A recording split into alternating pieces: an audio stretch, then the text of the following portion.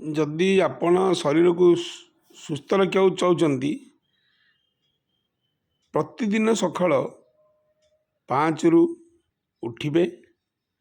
ସୂର୍ଯ୍ୟ ଉଦୟ ହେବାର ଅଧଘଣ୍ଟା ଘଣ୍ଟା ପୂର୍ବରୁ ଉଠିବେ। ଆପଣଙ୍କର ଡେଲି ଲାଟ୍ରିନ୍ ପାଟ୍ରିନ୍ ଯିବା କଥା ଯିବେ। ତାପରେ ଆପଣଙ୍କର ଏକ୍ସରସାଇଜ କରିବେ, ମୁକ୍ତ ଅକ୍ସିଜେନ ଆପଣ ନେବେ। ଏହି ସମୟରେ ସାରା ବାୟୁମଣ୍ଡଳରେ 100% ଅକ୍ସିଜେନ ଥାଏ। ଆପଣ ତାକୁ ନେଲେ ସ୍ୱାସ୍ଥ୍ୟ ପକ୍ଷେ ବହୁତ ହିତକାରକ। ଆପଣ ସେତିକି ବେଳେ ଆପଣଙ୍କର ଏକ୍ସରସାଇଜ ସରିଯାଇଥିବ। ଆସିବେ ଆପଣ 250 ml ପାଣିରେ ଅଦା, ତେଜପତ୍ର, ରସୁଣ ଭାଗ ମାପ ଅନୁସାରେ ଆପଣ ତାକୁ ପାଣିରେ ବଏଲିଂ କରିବେ।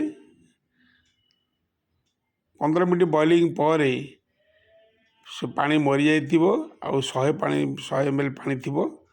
ତାକୁ ଛାଣିବେ। ଛାଣିକି ଆପଣ କାଢ଼ା ରୂପରେ ତାକୁ ଆସ୍ତେ ଆସ୍ତେ ଆସ୍ତେ ଆସ୍ତେ ଚା ଭଳି ପିଇବେ।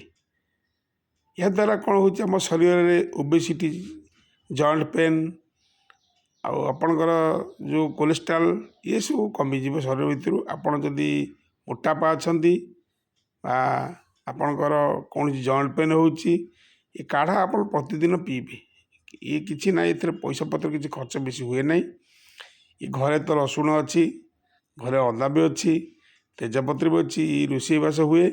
ତେଣୁ ଆକୁ ଆପଣ ବ୍ୟବହାର କରିପାରିଲେ ବହୁତ ଆରାମଦାୟକ, ସ୍ୱାସ୍ଥ୍ୟ ପକ୍ଷେ ବହୁତ ହିତକାରକ। ଏଇସବୁ ଜିନିଷ ଆୟୁର୍ବେଦିକ ମାଧ୍ୟମରେ ପୂର୍ବ କାଳରେ ଲୋକ ବ୍ୟବହାର କରୁଥିଲେ।